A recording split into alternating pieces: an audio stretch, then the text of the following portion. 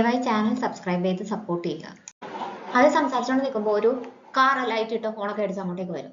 അപ്പോൾ അവന് പെട്ടെന്ന് വയ്യാതെ വരും. പണ്ടത്തെ എക്സ്പ്ലോഷന്റെ കാര്യങ്ങളൊക്കെ ഓർമ്മ വരും. എന്തൊക്കെ സൗണ്ടൊക്കെ കേൾക്കുന്നത് പോലെ അവന് തോന്നും. അവൻ വല്ലാതെ നിൽക്കുന്നത് അവള് ശ്രദ്ധിക്കും. എന്താണ് പ്രശ്നം എന്ന് ചോദിക്കുമ്പോൾ അവൻ പക്ഷെ പറയത്തില്ല. ഈ 3 മാസക്കാലം ഇയാൾക്ക് യാതൊരു ബുദ്ധിമുട്ടും വരാതെ ഞാൻ ശ്രദ്ധിച്ചോളാം എന്ന് മാത്രമാണ് അവൻ മറുപടി പറയുന്നത്.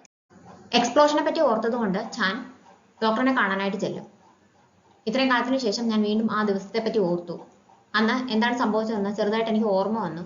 മെറ്റലിന്റെ സൗണ്ട് കേട്ടിട്ടുണ്ടായിരുന്നു. അത് ലാബിന്റെ വെളിയിൽ നിന്നായിരുന്നു എന്നും കൂടി എനിക്ക് ഓർമ്മയുണ്ടെന്ന് അവൻ പറയും. ഇത്രയും കാലം ഓർക്കാത്ത ഒരു കാര്യമാണ് നീ ഇപ്പൊ ഓർത്തത്. അപ്പോ ആ പെൺകുട്ടിയാണ് അതിന് ട്രിഗർ ആയതെന്ന് ഡോക്ടർ പറയുമ്പോൾ അവൻ സമ്മതിക്കത്തില്ല. അങ്ങനെ അവൻ ഒരു വഴിയില്ല. 7 വർഷം മുമ്പ് ഞാൻ ആ പെൺകുട്ടിയെ കാണുമ്പോൾ എനിക്ക് നഷ്ടപ്പെട്ട ഓർമ്മകൾ മുഴുവൻ തിരിച്ചു വന്നിട്ടുണ്ടായിരുന്നു എന്ന് അവൻ ഉറപ്പിച്ച് പറയും. അങ്ങനെയല്ല, ഇയാള് ഒരുപാട് മാറിയിട്ടുണ്ട്. അങ്ങനെ മാറാൻ വേണ്ടിയിട്ട് എന്തുമാത്രം സ്ട്രഗിൾ ചെയ്തിട്ടുണ്ടാവുമെന്ന് എനിക്ക് ഊഹിക്കാൻ പറ്റുന്നതേ ഉള്ളൂ. കാരണം ഇയാളുടെ സ്വഭാവം അത്രമാത്രം ചേഞ്ച് ആയിട്ടുണ്ട്. ഇയാൾ എന്തോ ഒരു കാര്യം മറക്കാനായിട്ട് ഒരുപാട് ശ്രമിച്ചിട്ടുണ്ട്. ആ ഒരു കാര്യം ഈ പെൺകുട്ടിയായിട്ട് ലിങ്ക്ഡ് ആണ്. പക്ഷെ ഇയാളുടെ ഓർമ്മയിൽ എവിടെയോ ഒരു എംപ്റ്റി സ്പോട്ട് ഉണ്ട്. അതെന്താണെന്ന് ഇയാൾ ഓർക്കാതിരിക്കുന്നതായിരിക്കും നല്ലത്. ഈ പെൺകുട്ടിയായിട്ട് അടുത്ത് ഇടപഴകുവാണെങ്കിൽ ആ ഓർമ്മ ഇയാൾക്ക് തിരിച്ചു വരും. അത് നല്ലതല്ല. അതുകൊണ്ട് ഒരു ഡിസ്റ്റൻസ് കീപ്പ് ചെയ്യണം. ഇപ്പോൾ ആ ഓർമ്മകള് ഒരു കീ ഇട്ട് തുറക്കുന്നതിനെക്കാട്ടി നല്ലത് ലോക്ക് ഇട്ട് പൂട്ടുന്നതാണെന്ന് ഡോക്ടർ അവനോട് പറയും. ആ കുട്ടി കാരണമാണ് ഞാൻ ഇന്ന് ജീവനോടെ ഇരിക്കുന്നത്. അതുകൊണ്ട് തന്നെ ആ കുട്ടി എങ്ങനെയായിരുന്നു അങ്ങനെ അതിനെ മാറ്റണമെന്ന് എനിക്ക് ആഗ്രഹമുണ്ട്. അതുകൊണ്ട് ആ കുട്ടിയെ കാണാതിരിക്കാനായിട്ട് പറ്റത്തില്ല. അതിനെ ഓർക്കാൻ ഇഷ്ടമില്ലാത്ത ഒരുപാട് ഓർമ്മകളുണ്ട്. അതൊന്നും ഞാനായിട്ട് ഓർമ്മിപ്പിക്കാതിരിക്കാനായിട്ട് ഞാൻ ശ്രമിക്കും. പക്ഷേ എൻ്റെ ഓർമ്മകൾ തിരിച്ചു വന്നിട്ട് എന്തെങ്കിലും പ്രശ്നം വരുവാണെങ്കിൽ അതിൻ്റെ കോൺസിക്വൻസസ് ഫേസ് ചെയ്യാൻ ഞാൻ തയ്യാറാണെന്ന് അവൻ ഡോക്ടറെ അടുത്ത് പറയും. പിറ്റേ ദിവസം അവനെ അന്വേഷിച്ച് ധൈര്യം സംബന്ധിച്ച് ഹാരൻ കഫേയിലേക്ക് വരും. അവളെ കാണുമ്പോൾ ഡോക്ടർ പറഞ്ഞ കാര്യങ്ങളൊക്കെയാണ് അവൻ ഓർക്കുന്നത്. ഹാരൻ ഓഫീസിൽ നിന്ന് വീട്ടിലേക്ക് പോകാൻ റെഡിയായിട്ട് നിൽക്കുമ്പോൾ ഒരു ടാക്സിയിൽ ചാൻ അങ്ങോട്ടേക്ക് വന്ന് എവിടെയെങ്കിലും അത്യാവശ്യമായിട്ട് പോകാൻ നിൽക്കുകയാണോ എന്ന് ചോദിക്കും. അല്ലാന്ന് പറയുമ്പോഴത്തേക്കും ഫ്രീ ആണോ എന്ന് ചോദിക്കുന്നുണ്ടെ അവളാണെന്ന് പറയും. അങ്ങനെയാണെങ്കിൽ എൻ്റെ കൂടെ ഒരു സ്ഥലം വരെ വരണം എന്ന് പറഞ്ഞ് അവളെയും ടാക്സിയിൽ വിളിച്ചുകൊണ്ട് പോകും. ഇത് കണ്ടോണ്ടാണ് മിസ്കിൻ വരുന്നത്. അവരെ രണ്ടുപേരും ഒന്ന് ശ്രദ്ധിച്ചോളാന്ന് ടേസൂക്കിനടുത്ത് പറയും.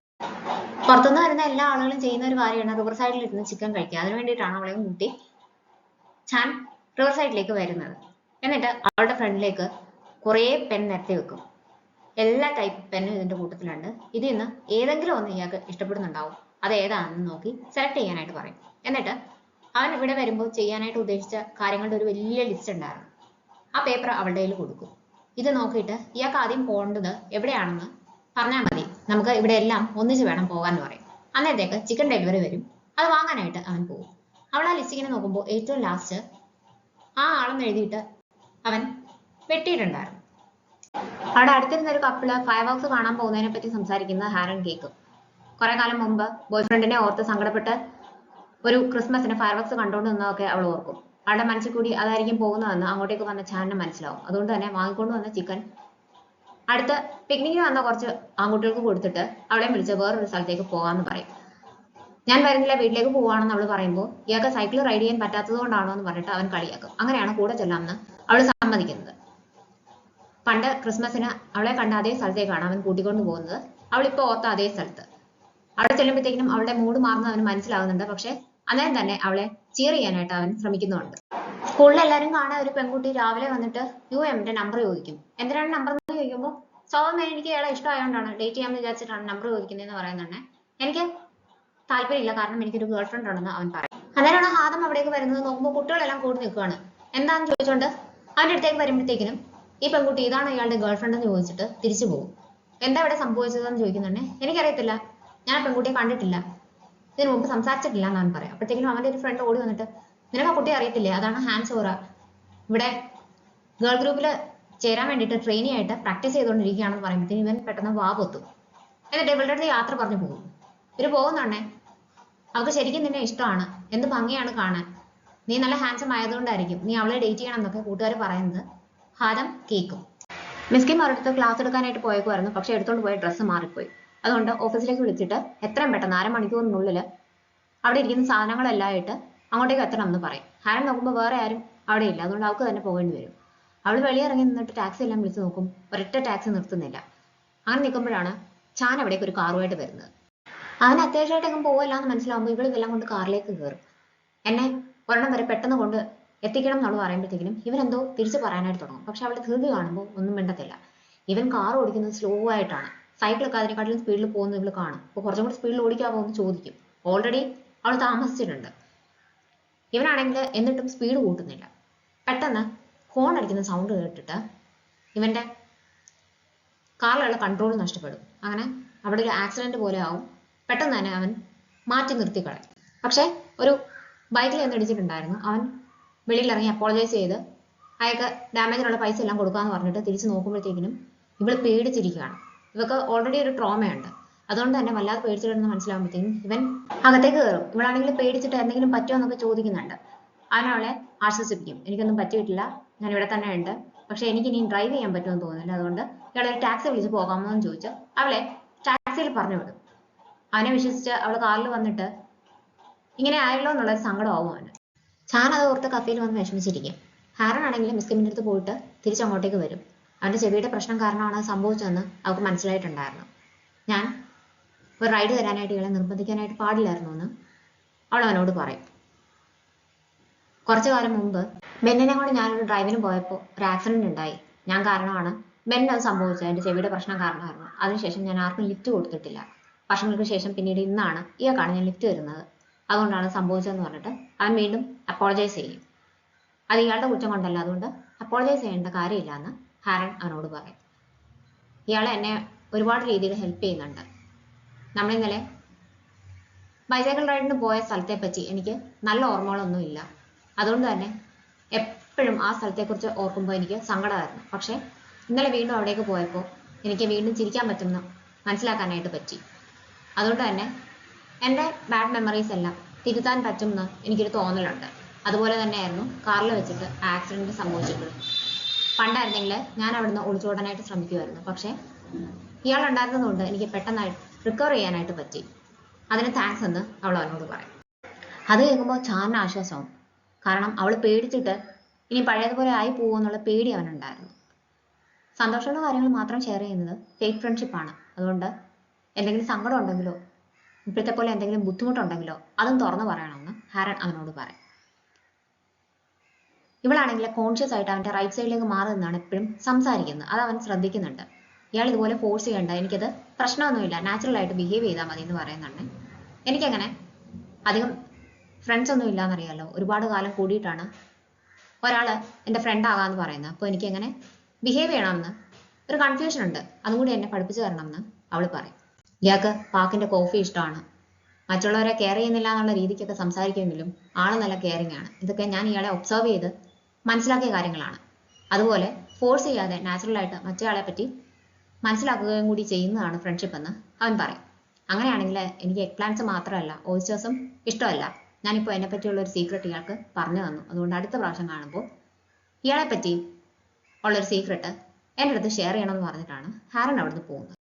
യുഎം പറഞ്ഞ സമയത്ത് തന്നെ ഹാദമിന്റെ വീട്ടിലേക്ക് വരും. മിസ് കിമ്മും യുഎമ്മും പരസ്പരം ഗ്രീറ്റ് ചെയ്തിട്ടാണ് മുഖത്തേക്ക് നോക്കുന്നത്. രണ്ടുപേരുടെയും ചിരിമായി. അന്ന് ഹാദമിന്റെ അടുത്ത് ഫോണിൽ സംസാരിച്ചുകൊണ്ട് വരുമ്പോൾ ഇവൻ പെട്ടെന്ന് കോള് കട്ട് ചെയ്തിട്ട് രക്ഷിക്കാൻ പോയത് മിസ് കിമ്മിനെയാണ്. പ്രായമുള്ള ഒരു ലേഡി റോഡിന്റെ നടുക്ക് നിൽക്കുമായിരുന്നു. അവർക്ക് പരിസരബോധം എല്ലാം നഷ്ടപ്പെട്ടിട്ടുണ്ടായിരുന്നു. ഒരുപാട് കാറൊക്കെ വരുമായിരുന്നു. അവരതൊന്നും ശ്രദ്ധിക്കുന്നുണ്ടായിരുന്നില്ല. ഞാൻ ഓടിച്ചൊന്നും പിടിച്ചു മാറ്റിയില്ലായിരുന്നെങ്കിൽ അവിടെ ഒരു വലിയ അപകടം നടന്നേനെ. അവർക്ക് ഡിമെൻഷ്യ ആണെന്ന് തോന്നുന്നു എന്ന് ഇവൻ ഹാദമിന്റെ അടുത്ത് പറയുന്നുണ്ട്. അന്ന് അവൻ രക്ഷിച്ച ലേഡി ഹാദമിന്റെ അമ്മൂമ്മയാണെന്ന് തിരിച്ചറിയുമ്പോഴത്തേക്കും യുഎമ്മിന് ഷോക്കായി പോകും. മിസ് കിമ്മും അവനെ തിരിച്ചറിയും. ഓടിച്ചെന്ന് അവനെ ഹഗ് ചെയ്യും. ഹാദമിന് കാര്യങ്ങളൊന്നും അറിയത്തില്ല, അതുകൊണ്ട് നമുക്ക് നേരത്തെ പരിചയമുണ്ടെന്ന് ഭാവിക്കരുതെന്ന് പറയും. അവൻ സമ്മതിക്കും. രണ്ടുപേരും പരസ്പരം നോക്കുന്നില്ല, ഒന്നും സംസാരിക്കുന്നില്ല. ഹാദം ഇത് ശ്രദ്ധിക്കുന്നുണ്ട്. അവള് മാറി നിന്ന് ഹാരനെയും ഹായങ്ങിനെയും വിളിച്ചു നോക്കുവാണ്. അവർ കോൾ അറ്റൻഡ് ചെയ്യത്തില്ല. അവർ വരാൻ താമസിക്കുന്നു തോന്നുന്നു. നമുക്ക് കഴിക്കാമെന്ന് പറഞ്ഞാൽ അവള് വരുമ്പോഴത്തേക്കിനും നോക്കുന്നുണ്ടേ ഇവനെ മുഴുവൻ വിയർക്കുകയാണ്. എന്താ പറ്റിയെന്ന് ചോദിക്കുമ്പോൾ എനിക്കിന്ന് നല്ല സുഖമില്ല, ചേച്ചിമാര് രണ്ടും ഉള്ളപ്പോൾ ഞാൻ മറ്റൊരു ദിവസം വരാമെന്ന് പറഞ്ഞ് പെട്ടെന്ന് തന്നെ യാത്ര പറഞ്ഞ് അവിടുന്ന് ഇറങ്ങും. അമ്മമ്മ എന്താ അവനോടൊന്നും മിണ്ടാഞ്ഞത്? അവന് കംഫർട്ടബിൾ ആയിട്ട് തോന്നിയിട്ടുണ്ടാവില്ല. മുഖത്ത് പോലും നോക്കിയില്ലല്ലോ, അതുകൊണ്ടായിരിക്കും അവൻ തിരിച്ചു പോയത്. ഹായങ്ങും ഹാരനും വന്നത് പോലും ഇല്ല. നിങ്ങളെല്ലാം എന്താ എന്നോട് ഇങ്ങനെ ചെയ്യുന്നതെന്ന് പറഞ്ഞിട്ട് അമ്മമ്മ എടുത്ത് ഹാദം ദേഷ്യപ്പെടും. ഹാരനും ഹായങ്ങും ഏകദേശം ഒരേ സമയത്താണ് വീട്ടിലേക്ക് വരുന്നത്. ഹാദം അന്നേരമാണ് ദേഷ്യപ്പെട്ട് പുറത്തേക്ക് ഇറങ്ങി വരുന്നത്. രണ്ടുപേരും അവളോട് അപ്പോളജൈസ് ചെയ്യും. നിങ്ങൾക്ക് രണ്ടുപേർക്കും എന്നോട് അസൂയായിട്ടാണോ ഇങ്ങനെയൊക്കെ പെരുമാറുന്നതെന്ന് പൊട്ടിത്തെറിച്ചിട്ടാണ് യുഎമ്മിനെ അന്വേഷിച്ച് ഹാദം പോകുന്നത്. എന്ത് പറ്റിയെന്ന് അവർ രണ്ടും വന്നിട്ട് മിസ് കിമ്മിന്റെ അടുത്ത് ചോദിക്കുന്നുണ്ടെങ്കിലും ആ കുട്ടിക്ക് വയ്യായിരുന്നു എന്ന് തോന്നുന്നു, എനിക്ക് എന്തായാലും നല്ല ക്ഷീണമുണ്ട്, ഒന്ന് കിടക്കട്ടെ എന്ന് പറഞ്ഞിട്ട് അവർ പെട്ടെന്ന് തന്നെ അവിടുന്ന് പോകും.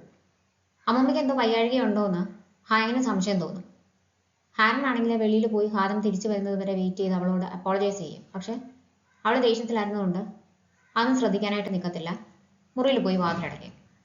ഹാരനാണെങ്കിൽ കുറച്ചു നേരം മുറിയുടെ വെളിയിൽ വെയിറ്റ് ചെയ്യുന്നുണ്ടെങ്കിലും അവളെ വിളിക്കത്തില്ല.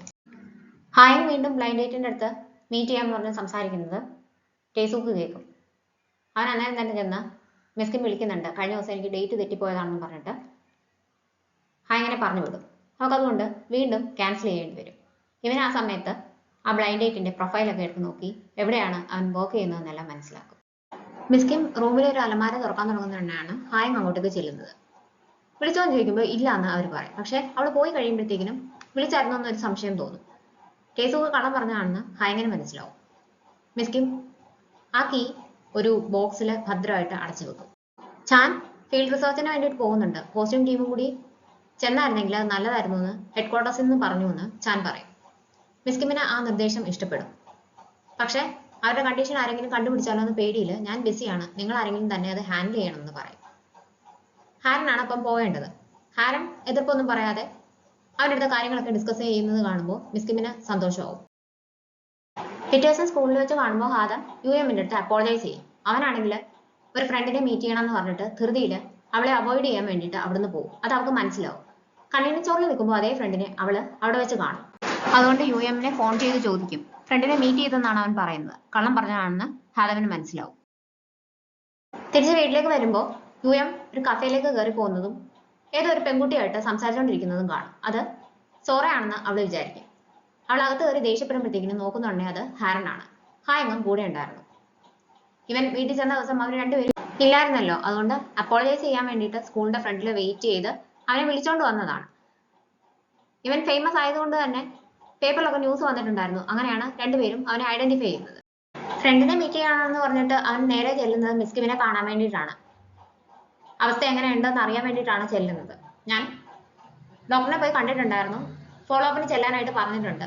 പക്ഷെ എൻ്റെ ഈ ഒരു പ്രായത്തിൽ എന്തായിരിക്കാം അവർ പറയാനായിട്ട് പോകുന്നതെന്ന് എനിക്കറിയാം. എനിക്ക് കുറച്ച് സമയം കൂടിയേ ഉള്ളൂ. അതുകൊണ്ട് തന്നെ മാക്സിമം ചെയ്യാൻ പറ്റുന്നതെല്ലാം ചെയ്യാൻ വേണ്ടിയിട്ടാണ് ഞാൻ നോക്കുന്നത്. അതിൻ്റെ കൂട്ടത്തിൽ ട്രീറ്റ്മെൻറ്റും കണ്ടിന്യൂ ചെയ്യാമെന്ന് ഞാൻ വിചാരിക്കുന്നു എന്ന് അവൻ്റെ അടുത്ത് പറയും. അപ്പം എനിക്ക് എന്ത് ചെയ്യണം എന്ന് അറിയത്തില്ല എന്ന് അവൻ പറയുമ്പോഴത്തേക്കും ഇയാളുടെ അടുത്ത് ഞാനിത് പറയാൻ പാടില്ല എന്നറിയാം, പക്ഷെ എനിക്കൊരു ഹെൽപ്പ് ചെയ്യണം. ഇത് അവരാരും അറിയാനായിട്ട് പാടില്ല. തൽക്കാലത്തേക്കെങ്കിലും എൻ്റെ ഫാമിലി അറിയരുത്. ഹാരനാണെങ്കിൽ ചെറുതിലെ തന്നെ അവളുടെ അച്ഛനെയും അമ്മയെ നഷ്ടപ്പെട്ടതാണ്. അതിനുശേഷം അവളുടെ ബോയ് ഫ്രണ്ടിനെ നഷ്ടപ്പെട്ടതാണ്. അവളെ ഇനി ഇതും കൂടി പറഞ്ഞിട്ട് വിഷമിപ്പിക്കാനായിട്ട് എനിക്ക് പറ്റത്തില്ല. ഹായങ് ആണെങ്കിൽ കുഞ്ഞു കാര്യങ്ങൾക്ക് വരെ സന്തോഷിക്കുന്ന ഒരു കുട്ടിയാണ്. ഇത് അറിഞ്ഞു കഴിഞ്ഞാൽ പിന്നീട് അവള് ചിരിക്കത്ത് പോലുമില്ല. ഹാദമാണെങ്കിൽ സീനിയർ ഇയർ ആണ്. ഇതറിയാണെങ്കിൽ അവളുടെ പഠിത്തത്തെ ബാധിക്കും. അതും പറ്റത്തില്ല. അതുകൊണ്ട് അവരാരും ഇത് അറിയാനായിട്ട് പാടില്ല എന്ന് അവൻ്റെ അടുത്ത് പറയും. ഇവര് സന്തോഷത്തോടെ അങ്ങോട്ടും ഇങ്ങോട്ടും സംസാരിക്കുന്നതൊക്കെ കാണുമ്പോൾ അവൻ വിഷമത്തോടെ ഇതൊക്കെയാണ് ഓർക്കുന്നത്. ഹായങ്ങിന്റെ ബ്ലൈൻഡ് ഡേറ്റിനെ ടേസൂക്കി എന്ന് മീറ്റ് ചെയ്യും. ഇവനെ കാണുമ്പോൾ തന്നെ ആ ബ്ലൈൻഡ് ഡേറ്റ് റെക്കഗ്നൈസ് ചെയ്യും. കാരണം അന്ന് റെസ്റ്റോറൻറ്റിൽ വെച്ചിട്ട് കണ്ടപ്പോൾ പേടിപ്പിക്കാൻ വേണ്ടിയിട്ട് ഇവനെ ഇടിക്കാനെന്ന രീതിയിൽ കാറ് സ്പീഡിൽ കൊണ്ടുവന്ന് ഇവൻ്റെ അടുത്ത് നിർത്തിയിട്ടുണ്ടായിരുന്നു. എന്താണ് നിങ്ങളുടെ പ്രശ്നം എന്ന് ചോദിക്കുമ്പോൾ നീ ഒരുപാട് പെൺകുട്ടികളുമായിട്ട് ഫ്ലേർട്ട് ചെയ്യുന്നുണ്ടെന്ന് എനിക്കറിയാം. അവരെല്ലാവരെയും നീ ഒരുപോലെ പറ്റിക്കുകയാണ് ചെയ്യുന്നത്. അതുകൊണ്ട് എല്ലാവരെയും വിളിച്ച് അപ്പോളജൈസ് ചെയ്ത് നിന്റെ രീതികളൊക്കെ മാറ്റണം. നീ പുറത്ത് ജോലിക്ക് പോവുകയാണെന്ന് വല്ലതും പറഞ്ഞാൽ മതി എന്ന് പറയും. ഞാൻ എന്ത് ചെയ്യണമെന്ന് നീ എന്തിനാണ് എന്നോട് പറയുന്നതെന്ന് ചോദിച്ചിട്ട് ദേഷ്യത്തിന് ടേസൂക്കിന്റെ കാറിന്റെ മിറർ ഇവൻ ചവിട്ടി പൊട്ടിക്കും. ടേസൂക്ക് എന്ന് ഇവന്റെ ഫോൺ വാങ്ങി അവിടെ ക്ലീനിങ്ങിന് വെച്ചിരുന്ന വെള്ളത്തിലോട്ട് ഇട്ടിട്ട് കൂളായിട്ട് റിപ്പയറിനെ വിളിച്ച് ബുക്ക് ചെയ്തിട്ട് പോകും. ഫീൽഡ് വിസിറ്റിന് ചാൻ പോകുന്ന ദിവസം ഓർത്ത് വെച്ചിട്ട് അന്ന് രാവിലെ ഹാരൻ കഫേയിലേക്ക് വരും. ഞാനും നേരത്തെ ഇയാളുടെ കൂടെ വരാമെന്ന് വിചാരിച്ചു. എന്തായാലും പോകേണ്ടത് ഒരു സ്ഥലത്തേക്കല്ലേ, ലഗേജ് ഞാൻ കൊണ്ടുവന്നിട്ടുണ്ടെന്ന് പറഞ്ഞിട്ട് ഞാൻ തന്നെ ഡ്രൈവ് ചെയ്യാമെന്ന് അവൻ്റെ അടുത്ത് പറയും. ചാനിന് കൊറിയയിലെ ഹൈവേയിലൊന്നും ഓടിച്ച് പരിചയമില്ലാത്തത് കൊണ്ടാണ് അവൾ വന്നാന്ന് അവന് മനസ്സിലാവും. അവൻ താങ്ക്സ് പറയുകയും ചെയ്യും. അവർ ഫ്രണ്ട്ലി ആയിട്ടാണ് സംസാരിച്ച് വണ്ടി ഓടിച്ച് പോകുന്നത്. കുറെ ദൂരം ചെല്ലുമ്പോഴത്തേക്കും മഴ പെയ്യാനായിട്ട് തുടങ്ങും. എനിക്ക് ഈ സ്മെല്ല് ഇഷ്ടമാണ്, ഇത് ഓർഗാനിക് മാറ്റർ ഡിഫ്യൂസ് ചെയ്യുന്നതാണെന്ന് ഒരാൾ എൻ്റെ അടുത്ത് പറഞ്ഞിട്ടുണ്ടെന്ന് അവൾ പറയുമ്പോൾ അതിൻ്റെ കറക്റ്റ് ടേം അവൻ പറഞ്ഞു കൊടുക്കും. ഇയാൾ ആർട്സ് അല്ല പഠിച്ചത്, എഞ്ചിനീയറിംഗ് ആണ് പഠിച്ചതെന്ന് എനിക്ക് ചിലപ്പോൾ കേൾക്കുമ്പോൾ തോന്നാറുണ്ട്. അന്ന് പോലീസ് സ്റ്റേഷനിൽ വെച്ചും അതെന്തായിരുന്നു എന്ന് ഇയാൾ കൃത്യമായിട്ട് പറഞ്ഞായിരുന്നല്ലോ എന്ന് ഹാരൻ പറയുമ്പോൾ അവൻ മിണ്ടാതിരിക്കും. അന്നേരത്തേക്ക് മഴ കൂടും. ഇവക്കൊന്നും കാണാൻ പറ്റാതാവും. ഇവരെ നിർത്താനായിട്ട് നോക്കുമ്പോൾ പറ്റുന്നുമില്ല. കാരണം എന്തെങ്കിലും പ്രശ്നമുണ്ടോ എന്ന് പേടിയാവും. പുറകിൽ വേറെ കാർ വല്ലതും വരുന്നുണ്ടോ എന്ന് നോക്കാനായിട്ടൊക്കെ പറഞ്ഞ് ഇവളാണെങ്കിൽ ആകെ പാനിക്കാവും. മഴ പിന്നെയും കൂടി വരികയാണ്. കാറിന്റെ വൈപ്പർ വർക്ക് ചെയ്യാത്തത് കൊണ്ട് ചാൻ കോട്ട് ഊരി തുടക്കാനായിട്ട് നോക്കും. അവന്റെ കൈ മുഴുവൻ പൊള്ളിയിരിക്കുന്നത് ഹാരൻ കാണും. ഭാഗ്യത്തിന് അടുത്തൊരു റെസ്റ്റ് ഏരിയ ഉണ്ടായിരുന്നു. കാർ കാണിക്കാനായിട്ട് അവൻ ഒരാളെയും വിളിച്ചുകൊണ്ട് വരും. ഇതിന്റെ മോട്ടോർ മുഴുവൻ പോയിരിക്കുവാണ്. ഇത് ശരിയാക്കാൻ വേണ്ടിയിട്ട് ആള് കുറച്ച് ദൂരത്തു നിന്നാണ് വരേണ്ടത്. ശരിയാക്കി കിട്ടാൻ 4-5 മണിക്കൂർ എടുക്കും. നിങ്ങൾക്ക് ഈ കാറിൽ വേറെ കാർ വേണമെന്നുണ്ടെങ്കിൽ അതിന് അടുത്ത ദിവസം ആകുമെന്നും അയാൾ പറയും. ബെന്നിനെ വിളിച്ച് അവർ കാര്യങ്ങൾ പറയും. അവൻ നന്നായിട്ട് നനഞ്ഞിട്ടുണ്ടെന്ന് കാണുമ്പോൾ അവള് സ്കാർഫ് ഊരി കൊടുക്കുകയും ചെയ്യും. 4-5 മണിക്കൂർ എങ്ങനെയാണ് ഇങ്ങനെ മഴയത്ത് ഇവിടെ വെയിറ്റ് ചെയ്യാന്ന് അവള് സങ്കടം പറയുമ്പോൾ ഇവിടെ എനിക്ക് ഹെൽപ്പ് ചോദിക്കാൻ പറ്റിയ ഒരാളുണ്ടെന്ന് ചാൻ പറയും. കുറച്ച് കഴിയുമ്പോൾ കുറച്ച് ഏജ്ഡ് ആയിട്ടുള്ള ഒരു ലേഡി സ്വന്തമായിട്ട് വണ്ടിയൊക്കെ ഓടിച്ച് അങ്ങോട്ടേക്ക് വരും. ചാനെ കാണുമ്പോൾ തന്നെ അവര് ഓടിച്ചൊന്ന് കെട്ടിപ്പിടിക്കുകയും നീ കൊറിയയിൽ വന്നിട്ട് ഇപ്പോഴാണ് എന്നെ വിളിക്കുന്നതെന്നൊക്കെ ചോദിച്ചിട്ട് നല്ല ഇടി കൊടുക്കുകയൊക്കെ ചെയ്യും. അവരുടെ സ്നേഹപ്രകടനമൊക്കെ ഹാരൻ കൗതുകത്തോടെ നോക്കി നിൽക്കും. ഇതെന്റെ അമ്മൂമ്മയാണെന്ന് പറഞ്ഞിട്ട് ചാൻ ഹാരന് അവരെ പരിചയപ്പെടുത്തി കൊടുക്കും. ബ്ലൈൻഡ് ഡേറ്റിന് ചെന്ന പയ്യൻ ഹായനെ വിളിച്ച് അപ്പോളജൈസ് ചെയ്യും. അവന്റെ കല്യാണമാണെന്ന് പറയും. അവളത് ഓഫീസിൽ എല്ലായിടത്തും പറയും. അവൻ എന്നെ കളിച്ചതാണ്, അവനുള്ളത് ഞാൻ കൊടുത്തിട്ടേ വരത്തുള്ളൂ എന്ന് പറഞ്ഞിട്ട് ആ പയ്യനെ അന്വേഷിച്ച് ഇവള് അവന്റെ ഓഫീസിലേക്ക് ചെല്ലും. എന്നിട്ട് എല്ലാവരും കേൾക്കെ വിഷയമൊക്കെ ചെയ്യും. പ്രശ്നമാകുമെന്ന് മനസ്സിലാക്കിയിട്ട് ഇവൻ ഇവളെ മാറ്റി നിർത്തും. ഇയാൾ എന്തിനാണ് എന്നെ ചീറ്റ് ചെയ്യാനായിട്ട് ശ്രമിച്ചതെന്ന് പറഞ്ഞ് ഇവൾ ദേഷ്യപ്പെടുമ്പോൾ നിന്റെ ബോയ് ഫ്രണ്ട് ആണോ എന്നെ അന്വേഷിച്ച് വന്നത്, അങ്ങനെ ആയിരുന്നെങ്കിൽ അയാളുടെ കാറിന്റെ മറ്റേ മിററും കൂടി ഞാൻ ചവിട്ടി പൊട്ടിച്ചേനെന്ന് ഇവൻ പറയും. എനിക്ക് ഇല്ലാത്ത ബോയ് ഫ്രണ്ടിനെ പറ്റി നീ എന്തിനാണ് എൻ്റെ അടുത്ത് പറയുന്നതെന്ന് പറഞ്ഞിട്ട് ഇവള് ദേഷ്യത്തില് അവന്റെ മൂക്കിലിട്ട് ഒരെണ്ണം കൊടുക്കും. പ്ലാസ്റ്റിക് സർജറി ചെയ്ത മൂക്കാണെന്ന് പറഞ്ഞ് അവൻ കരയുമ്പോൾ ഇനി എന്റെ കൺവെട്ടത്ത് വന്നു പോകരുത്, വരുവാണെങ്കിൽ ഇതുപോലെ ആയിരിക്കത്തില്ല ഞാൻ പെരുമാറുന്നതെന്ന് ഭീഷണിപ്പെടുത്തിയിട്ടാണ് ഹായൻ ദേഷ്യത്തിൽ അവിടുന്ന് പോകുന്നത്. ഓഫീസിലേക്ക് ചെല്ലുമ്പോൾ ടേസുക്ക് ഒരു ക്യാബിൽ വന്ന് ഇറങ്ങുന്നത് കാണാം. കാരണം എന്ത് പറ്റിയെന്ന് ചോദിക്കുമ്പോൾ റിപ്പയറിന് കൊടുക്കും എന്നാണ് പറയുന്നത്. ടേസുക്ക് തിരിച്ചു പോകാനായിട്ട് തുടങ്ങുമ്പോൾ ഇവർക്ക് സംശയം തോന്നും. മിററിനാണോ പ്രശ്നം എന്ന് ചോദിക്കുമ്പോൾ അതേന്ന് പറയും. നിങ്ങളാണ് ബ്ലൈൻഡ് ഡേറ്റിന്റെ ആ ആളെ കാണാനായിട്ട് പോയെന്ന് ചോദിക്കുമ്പോൾ ഇവൻ അറിയാത്ത കൂട്ടൊക്കെ പ്രിറ്റൻഡ് ചെയ്യും. അങ്ങനെയാണെങ്കിൽ ഞാൻ തന്നെ വിളിച്ച് ചോദിക്കാന്ന് പറഞ്ഞിട്ട് ഇവർ ഫോൺ വെളിയിൽ എടുക്കുമ്പോൾ ഇവൻ കൂടെ ചെല്ലും. എന്നെ ഗ്രാൻഡ് മദർ വിളിക്കുന്നെന്ന് പറയാനായിട്ട് പോവാണോ എന്ന് ചോദിക്കുമ്പോൾ കള്ളം പറയാൻ വയ്യാത്തതുകൊണ്ട് ഇവൻ പെട്ടെന്ന് ഫോൺ എടുത്തിട്ട് ഫോൺ വന്നുകൊണ്ട് പ്രിറ്റൻഡ് ചെയ്ത് സംസാരിച്ചുകൊണ്ട് പോകും. ഗ്രാൻഡ് മദർ ഓൾറെഡി വീട്ടിൽ പോയി, ഇയാൾക്ക് കോള് വന്നിട്ടില്ല, ആ ഫോൺ തലതിരിച്ചാണ് പിടിച്ചേക്കുന്നതെന്നൊക്കെ ഇവളെ വിളിച്ച് പറയുന്നുണ്ട്. ഇവരൊന്നും ശ്രദ്ധിക്കാതെ വെപ്രാളത്തിന് ഓഫീസിനകത്തേക്ക് തന്നെ കയറി പോകും. പോയി കഴിയുന്നുണ്ടെങ്കിൽ ഇവള് പെട്ടെന്ന് ആ ഒരു സാധ്യത ആലോചിക്കുന്നത്. ഇനി എങ്ങാനും ടേസുക്കിന് അതൊന്നും ആയിരിക്കത്തില്ല, ഇനി എങ്ങാനും ആണോ എന്നിങ്ങനെ സംശയിച്ച് നിൽക്കും. ഗ്രാൻഡ് മദറിന്റെ വീടും പരിസരവും അവിടുത്തെ സാധനങ്ങളും എല്ലാം ഹാരനെ ഭയങ്കരമായിട്ട് ഇഷ്ടപ്പെടും. അവൾ അതിനെപ്പറ്റിയൊക്കെ ഇങ്ങനെ സംസാരിച്ചുകൊണ്ടിരിക്കുമ്പോൾ ഗ്രാൻഡ് മദർ അവൾക്ക് ടീ ആണ് പ്രിപ്പയർ ചെയ്ത് കൊടുക്കുന്നത്. അവൾക്ക് കോഫിയാണ് ഇഷ്ടം എന്ന് ചാൻ അറിയാം. അവൻ കുളിക്കാൻ പോയേക്കുമായിരുന്നു. അതുകൊണ്ട് തന്നെ വരുമ്പോൾ പാർക്കിന്റെ കഫേന്ന് ഞാൻ കോഫി ബീൻസ് കൊണ്ടുവന്നിട്ടുണ്ട്, അത് വെച്ചിട്ട് കോഫി പ്രിപ്പയർ ചെയ്ത് തരാമെന്ന് പറയും. പക്ഷെ അവൾ സമ്മതിക്കത്തില്ല. ഇവരുടെ ഇന്ററാക്ഷൻ ഒക്കെ അമ്മൂമ്മ ശ്രദ്ധിക്കുന്നുണ്ട്. അവിടുത്തെ കപ്പും അവൾക്ക് ഇഷ്ടപ്പെടും. അത് അമ്മൂമ്മ സ്വന്തമായിട്ട് ഉണ്ടാക്കിയതാണ്, പോർട്രേ ഒക്കെ ചെയ്യാറുണ്ടെന്ന് ചാൻ പറയും. പുറത്തുള്ളത് എന്റെ സ്റ്റുഡിയോ ആണ്, കാണാൻ താല്പര്യമുണ്ടോ എന്ന് ഗ്രാൻഡ് മദർ ചോദിക്കുമ്പോൾ ഹാരൻ എക്സൈറ്റഡ് ആവും. അമ്മമ്മയുടെ സ്റ്റുഡിയോയിൽ കൊണ്ടുപോയി എല്ലാം നടന്ന് കാണിച്ചു കൊടുക്കും. ഹാരൻ അതെല്ലാം ഇഷ്ടപ്പെടും. അവിടെ ഒരു സ്കെച്ച് ആരോ വരച്ചത് ഫ്രെയിം ചെയ്ത് വെച്ചിട്ടുണ്ടായിരുന്നു. ഇത് ഇയാൾ വരച്ചതാണോ എന്ന് ചോദിക്കുമ്പോഴത്തേക്കിനും ചാൻ വിഷയം മാറ്റാൻ വേണ്ടിയിട്ട് നമുക്ക് പോർട്രേ ട്രൈ ചെയ്ത് നോക്കിയാലോ എന്ന് പറഞ്ഞ് അവളെ അടുത്ത റൂമിലേക്ക് വിളിച്ചുകൊണ്ട് പോകും. അതെങ്ങനെയാണ് ചെയ്യേണ്ടതെന്നൊക്കെ അവൾക്ക് പറഞ്ഞു കൊടുക്കും. ചാൻ നേരത്തെ പരിചയമുള്ളതുകൊണ്ട് അവൻ നേരത്തെ ചെയ്ത് തീരും. അവളുടേത് പൊട്ടിപ്പോകാനായിട്ട് തുടങ്ങുമ്പോൾ അവൻ ഹെൽപ്പ് ചെയ്ത് കൊടുക്കുകയും ചെയ്യും. അതിനിടയ്ക്ക് അവനൊരു കോൾ വരും. ആ കോൾ എടുക്കാൻ വേണ്ടിയിട്ട് അവൻ പുറത്തേക്ക് പോകും. ഹാരൻ ചെയ്തത് അമ്മമ്മയ്ക്ക് നല്ലതായിട്ട് ഇഷ്ടപ്പെടും. ഇവിടെ നിൽക്കുവാണെങ്കിൽ ഞാൻ കൂടുതൽ പഠിപ്പിച്ചു തരാമെന്ന് അമ്മമ്മ അവളുടെ അടുത്ത് പറയും. പേരും അഡ്രസ്സും തന്നിട്ട് പോകണം, ഞാൻ ഇത് അയച്ചു തരാമെന്നും പറയും. ചാന്റെ കലാവാസന അമ്മമ്മയുടെ കയ്യിൽ നിന്ന് കിട്ടിയതാണെന്ന് അവള് വിചാരിക്കും. എൻ്റെ മോളും നല്ലതുപോലെ വരയ്ക്കുമായിരുന്നു. അവിടെ കണ്ട ഡ്രോയിങ് അവള് വരച്ചതാണ്. ചാനും നല്ലതുപോലെ വരയ്ക്കുന്നു പറഞ്ഞിട്ട് ചെറുതായിരുന്നപ്പോൾ അവൻ വരച്ച കുറെ ഡ്രോയിങ്സ് ഒക്കെ അവൾക്ക് കൊണ്ടുവന്ന് കാണിച്ചു കൊടുക്കും. പുറത്തു പോയി പഠിക്കണം എന്നായിരുന്നു എൻ്റെ മോളുടെ വലിയ ആഗ്രഹം. അവളുടെ ആ കഴിവാണ് ചാനും കിട്ടിയത്. പൊക്കോട്ടെ എന്ന് അവൾ ചോദിച്ചപ്പോൾ ചാൻ വലുതായതിനു ശേഷം പോയാൽ മതി എന്നാണ് അവളുടെ ഹസ്ബൻഡ് അവളോട് പറഞ്ഞത്. ചാനെ കൂടി കൊണ്ടുപോകാമെന്ന് അവൾക്കുണ്ടായിരുന്നു. പക്ഷെ അതിന് ഹസ്ബൻഡ് സമ്മതിച്ചില്ല. അവൾ പണ്ട് മുതലേ ആഗ്രഹിച്ച കാര്യമായതുകൊണ്ട് ഞാനാണ് പോകാൻ വേണ്ടിയിട്ട് പ്രോത്സാഹിപ്പിച്ചത്. എത്രയും പെട്ടെന്ന് ചാൻ്റെ അടുത്തേക്ക് തിരിച്ചു വരാൻ വേണ്ടിയിട്ട് അവൾ ഒരുപാട് ഹാർഡ് വർക്ക് ചെയ്തു. അതിൻ്റെ ഇടയ്ക്ക് അവൾക്ക് വയ്യാതായി. അവിടെ വെച്ച് അവൾ മരിക്കുകയാണ് ചെയ്തത്. അവൾ പഠിക്കാൻ വേണ്ടിയിട്ട് പുറത്ത് പോയതുകൊണ്ടാണ് അങ്ങനെ സംഭവിച്ചതെന്ന് ചാൻ്റെ അച്ഛൻ വിശ്വസിച്ചു. അതുകൊണ്ട് അവനെ വരയ്ക്കാനായിട്ട് സമ്മതിക്കത്തില്ലായിരുന്നു. അവൻ വരയ്ക്കുന്നത് ഒഴിവാക്കാൻ വേണ്ടിയിട്ടാണ് അമേരിക്കയിലേക്ക് അവനെ പറഞ്ഞു വിട്ടത്. എൻ്റെ കുട്ടിക്ക് ഇഷ്ടമുള്ള ഒരു കാര്യവും ആസ്വദിക്കാനായിട്ട് പറ്റിയിട്ടില്ല. ഒരുപക്ഷെ അവൻ്റെ അമ്മ ജീവിച്ചിരിപ്പുണ്ടായിരുന്നെങ്കിൽ അവനിങ്ങനെ ഫിസിക്കലിയും ഇമോഷണലിയും എല്ലാം വിഷമിക്കേണ്ടി വരത്തില്ലായിരുന്നു എന്ന് ഞാൻ ഇടയ്ക്കിടയ്ക്ക് ആലോചിക്കാറുണ്ട്. ഒരുപക്ഷെ ചാൻ വരയ്ക്കുന്ന കാണുമ്പോൾ ഭാര്യയെ ഓർമ്മ വരുന്നത് കൊണ്ടായിരിക്കാം അവൻ്റെ അച്ഛൻ വരയ്ക്കാൻ സമ്മതിക്കാത്തതെന്നൊക്കെ ഗ്രാൻഡ് മദർ അവളുടെ അടുത്ത് പറയും.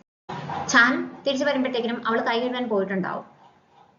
നിനക്ക് അങ്ങോട്ട് വൺ സൈഡ് ലവ് ആണല്ലേ, മിസ് അങ്ങനെ നിനക്ക് ഇഷ്ടമല്ലേ എന്ന് അമ്മൂമ്മ ചോദിക്കുമ്പോഴത്തേക്കും അത് അങ്ങനെയല്ല എന്ന് പറയും. പിന്നെ എനിക്ക് കാണുമ്പോൾ തന്നെ മനസ്സിലാവും നീ എന്തിനാണ് അത് അല്ലാന്ന് പറയുന്നതെന്ന് ചോദിക്കുമ്പോൾ അത് അങ്ങനെയല്ല, ഞാൻ ആ പെൺകുട്ടിയെ ഇഷ്ടപ്പെടാൻ പാടില്ല എന്നാണ് അവൻ മറുപടി പറയുന്നത്.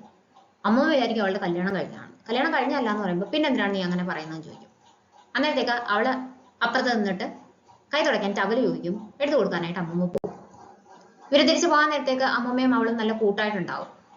ചാനില്ലാതെയും അടുത്ത പ്രാവശ്യം വരാമെന്ന് അമ്മൂമ്മ അവളുടെ അടുത്ത് പറയും. അമ്മൂമ്മയ്ക്ക് വേണ്ടിയിട്ട് അവള് ഹാൻഡ് ക്രീം ഒക്കെ കൊടുക്കും. അമ്മൂമ്മ അവൾക്ക് സ്കാർഫും കൊടുക്കും. അവർ സന്തോഷത്തോടു കൂടിയാണ് യാത്ര പറഞ്ഞ് പിരിയുന്നത്. കാറെല്ലാം ഒന്നും കൂടി ഓക്കെ ആണോ എന്ന് ചെക്ക് ചെയ്തിട്ടാണ് ഇവര് പോകാനായിട്ട് തുടങ്ങുന്നത്. എന്തോ പ്രശ്നമുണ്ടെന്ന് ചാനിന് തോന്നും. എന്തുകൊണ്ടാണ് എന്നെ ഇഷ്ടപ്പെടാൻ പാടില്ല എന്ന് പറഞ്ഞതെന്ന് അവള് ചാനിന്റെ അടുത്ത് ചോദിക്കും.